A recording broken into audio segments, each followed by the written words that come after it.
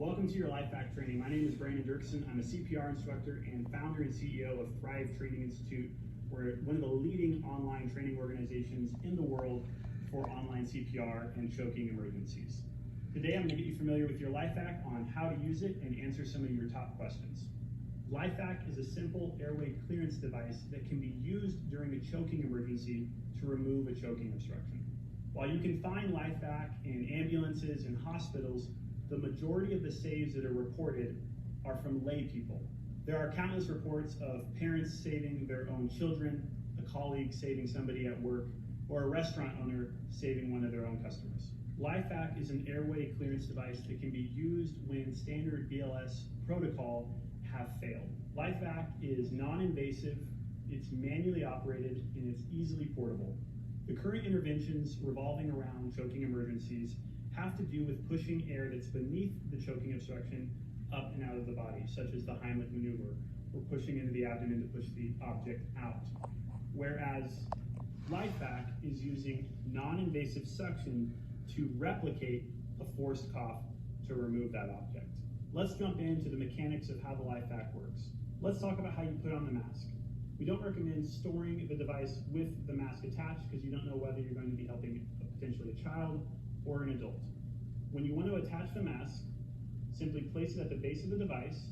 Once you meet a slight resistance, give a slight twist, and your device is secure. It's completely normal that a little bit of the stem is still going to be visible. At the bottom of the device, you'll either be able to attach the pediatric mask or the adult mask, depending on who you're helping. As for the device itself, if you look at the bottom, you'll notice a series of vents. These vents are also accompanied with a one-way valve, so that when you push down, the air comes out, but it doesn't allow the air to come back in. And that's why you hear that rattling sound. Then at the top of the device, you have your accordion bellows and your handle. We use these in an accordion-like motion to be able to create that pressure, and it's important to note, because of the help of the one-way valve, when you push down on the victim's airway with your mask, you're not going to push that object further into their airway. All of the air, when we're creating that vacuum, is pushed out the sides of the vents. With a secure seal, you're able to use that vacuum pressure to remove the object from the victim. It's as easy as place, push, pull. When you're finished with your training and you're ready to remove your mask, you're going to grab the mask and gently twist it to remove. Place your thumb on the inside of the mask and your fingers on the outside, gently twist to remove your mask. Let's practice using the device to create a forceful cough. It's as easy as place, push, pull. To place the device properly on the choking victim, you're going to set the device just over the bridge of the nose and just above the chin. You're going to use a C for your index finger and your thumb, and an E for the rest of your fingers that will fit along their chin. You need to hold this grip for the duration of your time using the device. So we have place, and for push, it's a sharp, short push down, and then it's a sharp pull up to remove the object. It's as easy as place, push, pull. Thus, because LifeVac is accessible and easy to use, there's a growing amount of support around this amazing device. There have been a growing number of peer-reviewed medical studies, as well as medical experts that support this device as a safe and effective tool to use during a choking emergency.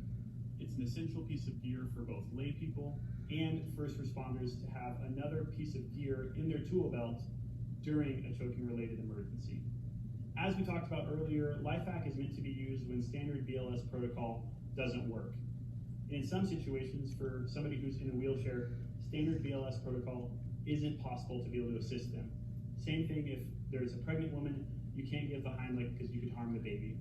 And so what LifeVac does is it gives everyone a fair chance during a choking emergency to have a positive outcome and to remove that choking obstruction. When using LifeVac during a choking emergency, if you are unsuccessful at removing the object after the first pull, here's two things to take a look at. First, you want to make sure that you had a proper seal. If there's not a proper seal around the victim's airway, you're not going to be able to create the vacuum to create that negative pressure to pull the object out. The second thing is you want to make sure that you're giving short, quick bursts. So not long pull movements.